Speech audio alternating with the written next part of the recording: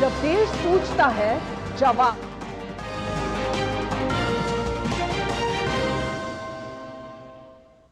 नमस्कार, सुप्रभात। आप सभी दर्शकों का डीडी न्यूज पर स्वागत है। मैं हूं साइमा खान। सबसे पहले नजर डाल लेते हैं हेडलाइंस पर।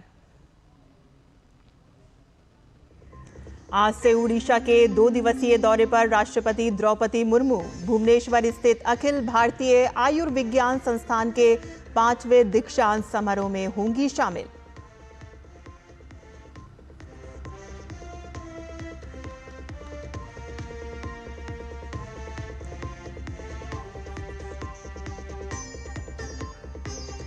दो हफ्ते बिताकर अंतरिक्ष से धरती पर वापसी के लिए तैयार शुभांशु शुक्ला और उनकी टीम। आज शाम 4:30 बजे ISS से अलग होगा उनका यान।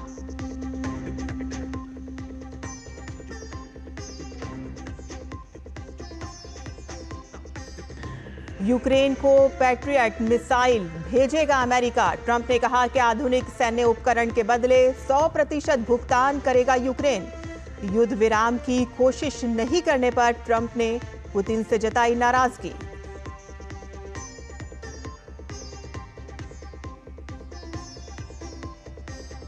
सावन के पहले सोमवार पर शिवालयों पर बम बम भोले की गूंज।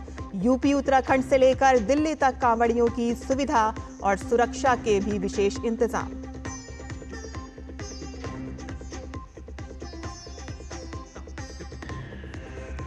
इटली के यानिक सिनर बने विंबलडन के नए चैंपियन। अल्कराज को हराकर फ्रेंच ओपन का लिया बदला। ग्रास कोर्ट पर ग्रैंड स्लैम जीतकर इटली के पहले खिलाड़ी बने सिनर।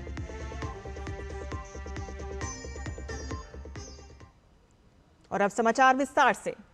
राष्ट्रपति द्रौपदी मुर्मू आज से 2 दिवसीय ओडिशा दौरे पर रहेंगी और इस दौरान वह भुवनेश्वर और कटक में आयोजित कई महत्वपूर्ण कार्यक्रमों में शिरकत करेंगी। अपने दौरे के पहले दिन आज राष्ट्रपति द्रौपदी मुर्मू अखिल भारतीय आयुर्विज्ञान संस्थान भुवनेश्वर के 5वें दीक्षांत समारोह की मुख्य अतिथि होंगी और छात्रों को डिग्रियां प्रदान करेंगी। अगले दिन 15 जुलाई को वह कटक में स्थित रेवेन्शो विश्वविद्यालय के 13वें वार्षिक दीक्षांत समारोह में हिस्सा लेंगी और साथ ही रेवेन्शो गर्ल्स हाई स्कूल की 3 इमारतों के पुनर्विकास कार्य का शिलान्यास भी करेंगी। और इसके अलावा राष्ट्रपति आदि कवि सरला दास की जयंती समारोह में भी भाग लेंगी और इस अवसर पर कलिंग रत्न पुरस्कार 2024 प्रदान करेंगी। राष्ट्रपति का ये दौरा उड़ीसा के शैक्षिक, सांस्कृतिक और बौद्धिक विकास की दिशा में एक महत्वपूर्ण कदम माना जा रहा है।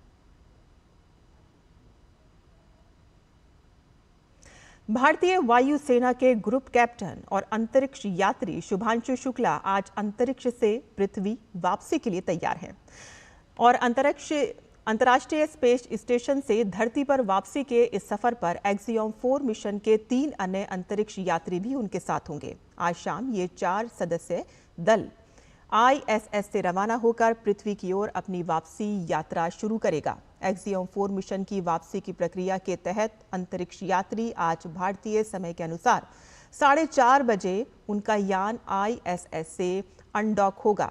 अनडॉकिंग के बाद ड्रैगन कई डिपार्चर बर्न्स करेगा ताकि वह सुरक्षित दूरी बना सके और कई ऑर्बिट लोअरिंग मैन्यूवर्स करेगा, जिससे धीरे धीरे पृथ्वी की ओर और करीब आएगा।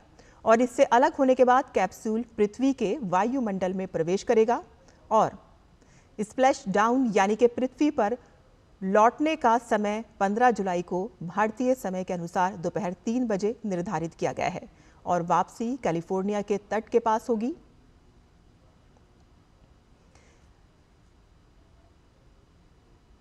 और ISS पर हुई विदाई समारोह में ग्रुप कैप्टन शुभांशु शुक्ला ने भारत की प्रगति की तारीफ करते हुए 1984 के अंतरिक्ष मिशन में राकेश शर्मा के कहे गए प्रसिद्ध शब्दों को दोहराया। कहा कि आज भी अंतरिक्ष से भारत सारे जहां से अच्छा दिखता है।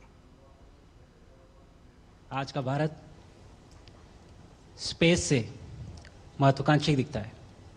आज का भारत निडर दिखता है। आज का भारत कॉन्फिडेंट दिखता है। आज का भारत गर्व से पूर्ण दिखता है। और इन्हीं सब कारणों की वजह से मैं एक बार फिर से कह सकता हूँ कि आज का भारत अभी भी सारे जहां से अच्छा दिखता है। जल्द ही धरती पर मुलाकात करते हैं। और आज भारत के अभूतपूर्व चंद्रयान-3 मिशन प्रक्षेपण की दूसरी वर्षगांठ है। चंद्रयान-3 मिशन भारत के लिए एक मील का पत्थर है, जिसने उसे उन देश को चंद्रमा पर सॉफ्ट लैंडिंग करने में सक्षम देशों के एक विशिष्ट समूह में शामिल कर दिया। भारतीय अंतरिक्ष अनुसंधान संगठन ने 14 जुलाई 2023 को श्रीहरिकोटा के सतीश धवन अंतरिक्ष केंद्र से इस मिशन को सफलतापूर्वक प्रक्षेपित किया। 10, 9, 8, 7, 6, 5, 4, 3, 2, 1, 0.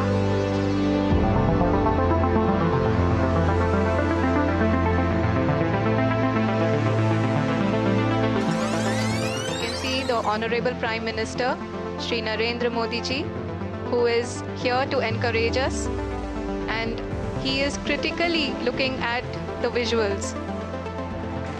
जी हाँ, आप अपनी स्क्रीन पे देख सकते हैं कि हम lander module. People are applauding. Let us all wait to hear from the Secretary Department of Space and Chairman ISRO, Shri S. Somnath. ये वो पल था जब करोड़ों भारतीयों का सपना साकार हो गया, क्योंकि भारत ने वो कर दिखाया था जो अंतरिक्ष के क्षेत्र में ना वो यूएस कर पाया था, ना वो चाइना कर पाया था और ना ही रशिया। 23 अगस्त 2023 वो ऐतिहासिक दिन बना जब भारत ने चांद पर अपना नाम रोशन कर दिया, क्योंकि ये वो दिन था जब भारत के चंद्रयान-3 ने इतिहास रचते हुए चंद्रमा पर सॉफ्ट लैंडिंग करने में सफलता हासिल की। इसके साथ ही भारत चंद्रमा के दक्षिणी ध्रुव पर सॉफ्ट लैंडिंग कराने वाला दुनिया का पहला देश बना तथा चांद की सतह पर सॉफ्ट लैंडिंग कराने वाले 4 देशों में शामिल हो गया। भारत के वैज्ञानिकों के परिश्रम और प्रतिभा से भारत चांद के दक्षिणी ध्रुव पर पहुंचा, जहां आज तक दुनिया का कोई भी देश नहीं पहुंच सका था। इस सफलता को केवल इसरो के वैज्ञानिक, भारत का हर आम और खास व्यक्ति ही टीवी स्क्रीन पर टकटकी मांदे नहीं देख रहा था, बल्कि विश्व के कई देश भी इसे पल पल देख रहे थे। ब्रिक्स सम्मेलन में शामिल होने गए प्रधानमंत्री नरेंद्र मोदी भी वर्चुअली इस ऐतिहासिक क्षण के साक्षी बने और सफल लैंडिंग के बाद तिरंगा लहराकर उन्होंने अपना हर्ष व्यक्त किया। अमृत काल की प्रथम प्रभा में सफलता की ये अमृत वर्षा हुई है। हमने धरती पर संकल्प लिया और चांद पर उसे साकार किया। और हमारे वैज्ञानिक साथियों ने भी कहा, India is now on the moon.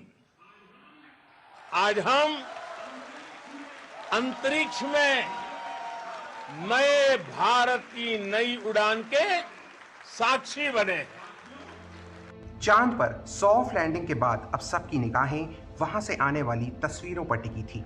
ऐसे में इंतजार की घड़ियां खत्म हुई और चंद्रयान के द्वारा चांद के दक्षिणी ध्रुव से कुछ तस्वीरें भेजी गईं, जो भारत के लिए किसी गौरवशाली पल से कम नहीं था। अब आपको समझाते हैं कि चंद्रयान-3 के लैंडिंग मॉड्यूल में विक्रम लैंडर और प्रज्ञान रोवर क्या है और इनका काम क्या था। बात विक्रम लैंडर की करें तो विक्रम लैंडर चंद्रयान-3 का एक अत्यंत महत्वपूर्ण घटक था। इसका नाम भारतीय अंतरिक्ष कार्यक्रम के जनक रहे डॉक्टर विक्रम एस साराभाई के सम्मान में रखा गया था।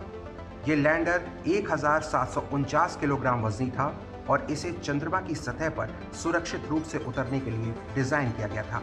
विक्रम लैंडर को 4 पेलोड्स के साथ चांद पर भेजा गया। इसमें सबसे पहले है रंभा LP, जिसमें चांद की सतह पर सूरज से आने वाली प्लाज्मा कणों के घनत्व, मात्रा और बदलाव की जांच करने के लिए भेजा गया था। दूसरा था STE। ये उपकरण चांद की गर्मी यानी तापमान की जांच करने के लिए भेजा गया था। इसके बाद है ILSA। ये लैंडिंग साइट के आसपास भूकंपीय गतिविधियों की जांच करने के लिए भेजा गया। और आखिरी में लेजर रेट्रो रिफ्लेक्टर यानी LRA को चांद के डायनेमिक्स को समझने के लिए भेजा गया था। चंद्रयान-3 का दूसरा महत्वपूर्ण हिस्सा 26 किलोग्राम वजनी प्रज्ञान रोवर 6 पहियों वाला वाहन विशेष उपकरणों से लैस था, जो चंद्रमा की सतह पर संबंधित डेटा एकत्रित करने तथा चंद्रमा की मिट्टी और चट्टानों में मौजूद रासायनिक तथ्यों और मैग्नीशियम और एल्यूमिनियम आदि का विश्लेषण करने के लिए भेजा गया था। इसमें 2 पेलोड शामिल थे, जिसमें APXS चांद की सतह पर मूल संरचना को निर्धारित करने के लिए डिजाइन किया गया था, जो चंद्रमा के खनिजों और सामग्रियों को समझने के लिए अत्यंत महत्वपूर्ण था। वहीं दूसरा LIBS चंद्रमा की मिट्टी और चट्टानों में मैग्नीशियम, एल्यूमिनियम आदि जैसे रासायनिक तत्वों की संरचना को निर्धारित करने के लिए था। चंद्रयान 3 की सफल लैंडिंग कई मायनों में खास रही, क्योंकि चांद पर कई शोध आगे आने वाले वक्त में अंतरिक्ष क्षेत्र में भारत को एक नई पहचान दिलाने वाले हैं। इसकी कामयाबी ने एक बहुत ही सामान्य तथ्य को भी सामने रखा है, और वो ये कि तमाम समस्याओं के बावजूद भी अगर मन में सफल होने की इच्छा शक्ति हो तो जीत से आपको कोई ताकत नहीं रोक सकती, फिर चाहे वो अंतरिक्ष हो या कोई और क्षेत्र।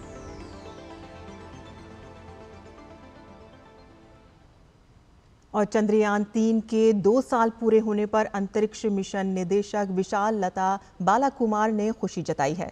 विशाल लता ने कहा कि चंद्रयान 3 भारतीय अंतरिक्ष इतिहास में एक अविश्वसनीय मील का पत्थर है, लेकिन ये सिर्फ शुरुआत है। यहाँ से हम मंगल और शुक्र की जानकारी के लिए बढ़ेंगे और ये भी जानने की कोशिश करेंगे कि सौर मंडल कैसे काम करता है। Chandrayaan 3 remains an incredible milestone in Indian space history. But it just marks the beginning. From here on, we will just be moving on to much more exploration towards Mars and Venus to understand how the solar system works and so on.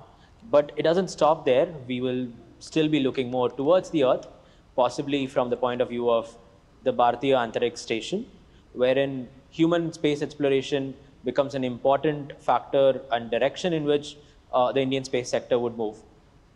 And naturally, the participation of the private space sector would be vital towards expanding on both horizons, be it on the human spaceflight side of things or our exploration on the interplanetary side of things. Chandrayaan 1 के परियोजना निदेशक mile स्वामी अन्नादुरई ने Chandrayaan mission 3 की सफलता की दूसरी वर्षगांठ के मौके पर चंद्रयान मिशन से जुड़ी जानकारी को साझा किया। While celebrating Chandrayaan 3 soft landing anniversary, I could recall the way in which Chandrayaan program has been conceived, wherein then Prime Minister of India, Dr. Atal Bihari Vajpayee, declared as a national series of projects and coined as Chandrayaan 1, giving right the 2, 3 also will follow. Accordingly, Chandrayaan 1 has done a modest beginning, having a polar mission around the moon, and placing the tricolor flag November 14th of 2008 on the lunar south pole, and discovering the presence of water on the lunar pole concerned, and taking cue from there Chandrayaan 2 was conceived, and Chandrayaan 2 is supposed to be a soft landing mission. But though everything went well, and the last leg of landing softly on the lunar pole could not happen, the mission got crashed. But still, the orbiter of Chandrayaan 2 being alive, Chandrayaan 3 has taken its path and making it a successful soft landing on the lunar south pole. और सावन का आज पहला सोमवार है। आज हर शिवालय और ज्योतिर्लिंग में हर हर महादेव, बम बम भोले जैसे जयकारे लग रहे हैं। शिव के भक्त देर रात से ही उज्जैन स्थित महाकालेश्वर मंदिर के बाहर कतारों में लगे रहे और तड़के जब भस्म आरती की गई तो इस विशेष अनुष्ठान में शामिल हुए।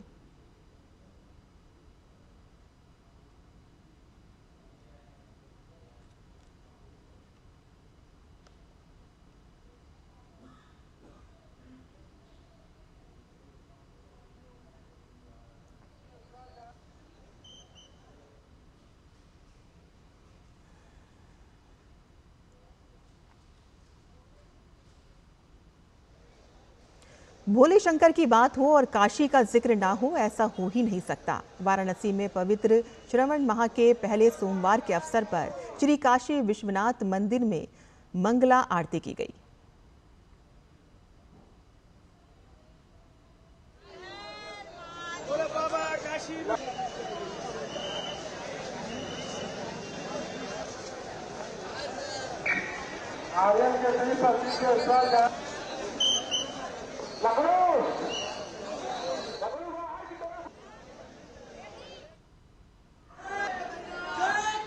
वहीं राम की नगरी अयोध्या में पवित्र श्रावण माह के पहले सोमवार के अवसर पर किशोरेश्वर नाथ मंदिर में श्रद्धालुओं ने पूरा अर्चना किया।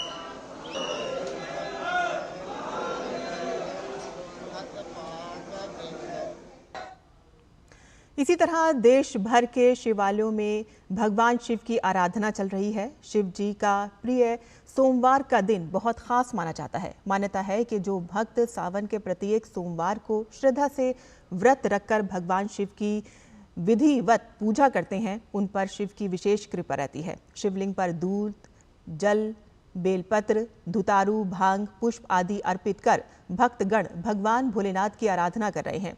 जलाभिषेक और रुद्र अभिषेक के साथ शिव भक्तों की ओर से महामृत्युंजय पाठ किया जा रहा है।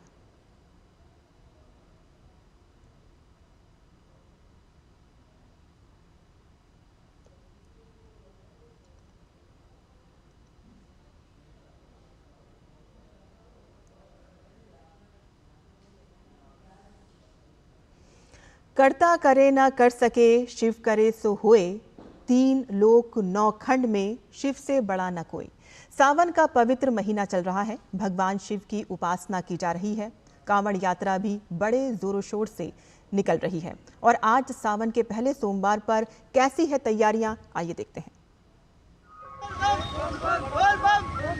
भगवान शिव की भक्ति और आस्था से सराबोर भक्तों की कांवड़ यात्रा लगातार जारी है। उत्तराखंड से लेकर यूपी, दिल्ली, हरियाणा और राजस्थान जैसे राज्यों में शिव भक्त बोल बम के जयकारों के साथ कांवड़ लेकर निकल पड़े हैं। उत्तर प्रदेश प्रशासन ने कांवड़ियों की सुविधाओं को ध्यान में रखते हुए पर्याप्त व्यवस्थाएं की हैं। हर मोड़ पर पानी के प्याऊ, भजन मंडलियां, सेवा शिविर और चौकस सुरक्षा व्यवस्था की गई है। इस बार सुरक्षा व्यवस्था के खास इंतजाम किए गए हैं। दिल्ली, गाजियाबाद, मेरठ, मुजफ्फरनगर, हरिद्वार जैसे शहरों में ट्रैफिक डायवर्जन और साफ सफाई की विशेष व्यवस्थाएं हैं। 29,000 से ज्यादा सीसीटीवी कैमरे और 395 ड्रोन पूरे मार्ग की निगरानी कर रहे हैं। 66,000 पुलिसकर्मी प्राथमिक चिकित्सा शिविर और पेयजल बूथ यात्रियों की सेवा में जुटे हुए हैं। साथ ही विशेष बलों जैसे RAF, QRT और एंटी टेरर स्क्वाड पुलिस बल की तैनाती भी की गई है। यातायात प्रबंधन के लिए खास ट्रैफिक एडवाइजरी स्कीम जारी की गई है।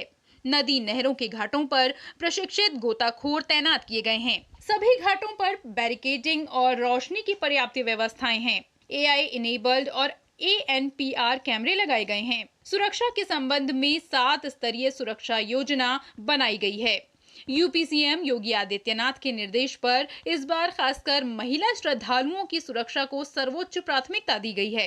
इस बार कांवड़ यात्रा में 60 से 70 लाख महिला श्रद्धालुओं के शामिल होने की उम्मीद है। प्रदेश में पहली बार 10,000 से ज्यादा महिला पुलिसकर्मियों की तैनाती की गई है। इस बार कांवड़ यात्रा को जीरो प्लास्टिक यात्रा घोषित किया गया है। प्लास्टिक की जगह कपड़े और जूट के थैलों को अनुमति दी गई है। कांवड़ यात्रा शुरू होने के साथ ही श्रद्धालुओं का आना शुरू हो गया है। बड़ी संख्या में पैदल मार्ग से कांवड़ यात्री ऋषिकेश के नीलकंठ महादेव मंदिर पहुंचे। इस दौरान पूरा नीलकंठ महादेव क्षेत्र भोलेनाथ के जयकारों से गूंज उठा।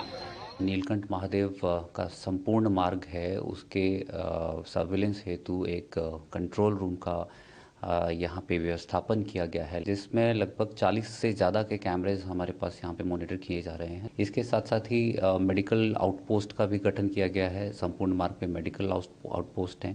काशी विश्वनाथ मंदिर में सावन के महीने में भारी संख्या में श्रद्धालु और कांवड़िए बाबा के दर्शन के लिए आते हैं। पिछले साल की संख्या को देखते हुए इस बार भी उनके लिए विशेष व्यवस्थाएं की गई हैं।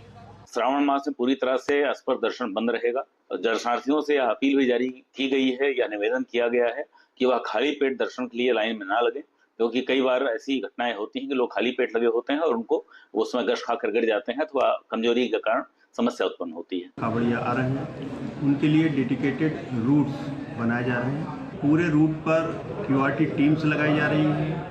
CCTV और ड्रोन्स के माध्यम से पूरे रूट की निगरानी होगी। कांवड़ यात्रा के चलते उत्तराखंड सरकार ऑपरेशन कालनेमी चला रही है, जिसका असर भी अब दिखने लगा है। ये एक ऐसा अभियान है जो धर्म के नाम पर धोखा देने वालों को बेनकाब कर रहा है। इसी कड़ी में मुख्यमंत्री के आदेश पर हरिद्वार जिले की पुलिस ने ऑपरेशन कालनेमी चलाकर 118 फर्जी बाबाओं को पकड़ा है। ये लोग साधु का वेश धर आम जन को गुमराह कर रहे थे। इस बीच हरिद्वार में SDRF कर्मियों ने कांगड़ा घाट पर डूबने की विभिन्न घटनाओं में करीब 6 कांवड़ियों को बचाया है। ब्यूरो इनपुट के साथ विकास सिंह और हरिकेश बहादुर सिंह गौतम की रिपोर्ट, DD न्यूज। और बिहार में मतदाता सूची के विशेष गहन पुनरीक्षण के दौरान चुनाव आयोग ने चौंकाने वाले खुलासे किए हैं। चुनाव आयोग के उच्च पदस्थ सूत्रों के हवाले से आई खबरों ने बताया कि स्पेशल इंटेंसिव रिवीजन के दौरान किए गए घर घर सर्वेक्षण में बूथ लेवल अधिकारियों को बड़ी संख्या में नेपाल, बांग्लादेश और म्यांमार के लोग मिले हैं। और इस खबर के बाद पहले से गर्म चल रही बिहार की सियासी तपिश और बढ़ गई है।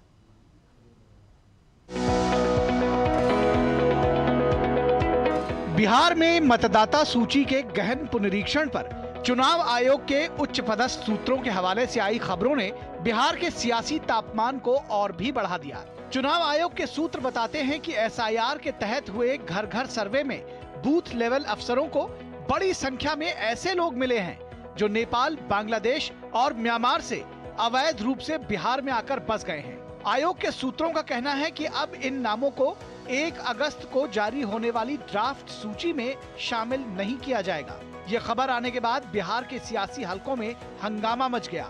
इस पर प्रतिक्रिया देते हुए RJD नेता तेजस्वी यादव की तलखी बदजुबानी तक पहुंच गई। हम उस सूत्र समझते हैं, वेस्ट जो होता है ना, ये वो है, सूत्र नहीं लोग।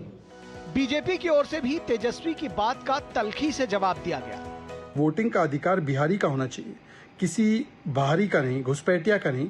उस पर तेजस्वी यादव चुप रह गए क्योंकि इनके लिए शरिया संविधान के ऊपर है, इनके लिए वोट नीति संविधान नीति के ऊपर है, इनके लिए घुसपैठिया नागरिकों के ऊपर है। मीडिया को अपमानित करना इनके चरित्र में है। ये तो केवल शहाबुद्दीन और तस्लीमुद्दीन को जिंदाबाद और अमर रहने की बात कर सकते हैं। तेजस्वी यादव का आज का बयान मानसिक दिवालियापन और राजनीतिक हताशा का सबसे शर्मनाक उदाहरण है। चुनाव आयोग जैसे निष्पक्ष संवैधानिक संस्था पर हमला कर घटिया जुमले गणना न सिर्फ उनकी निचली सोच को दर्शाता है, बल्कि ये साबित करता है कि तेजस्वी अब मुद्दों से भागकर गाली गलौज की राजनीति पर उतर आए हैं। तेजस्वी ये वही सूत्र है जो भ्रष्टाचार, परिवारवाद और जंगलराज के खिलाफ बिहार की जनता की आंखें खोल चुके हैं। गौरतलब है कि चुनाव आयोग ने साफ किया है कि 1 अगस्त के बाद जिन लोगों के नाम सूची में नहीं हैं और उन्हें आपत्ति है, वे पंजीकरण अधिकारियों के पास अपनी अपील दर्ज करा सकते हैं। अंतिम मतदाता सूची 30 सितंबर को प्रकाशित की जाएगी।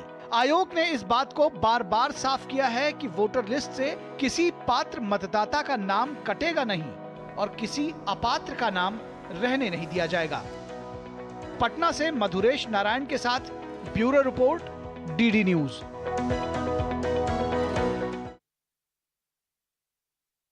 वायु रक्षा प्रणालियां भेजेगा। अमेरिकी राष्ट्रपति डोनाल्ड ट्रंप ने कल कहा कि रूसी आक्रमण से लड़ने में मदद करने के लिए अमेरिका यूक्रेन को पैट्रियट वायु रक्षा प्रणाली भेजेगा। ट्रंप यूक्रेन को मदद उस समय भेज रहे हैं कि जब शांति समझौते की कोशिशें अब तक विफल साबित हुई हैं और रूसी राष्ट्रपति व्लादिमीर पुतिन के साथ ट्रंप के संबंधों में खटास आ गई है। डोनाल्ड ट्रंप ने कहा है कि हम उन्हें पैट्रियट भेजेंगे और जिसकी उन्हें सख्त ज़रूरत है। उन्होंने ये भी बताया है कि कितने एयर डिफेंस भेजे जाएंगे।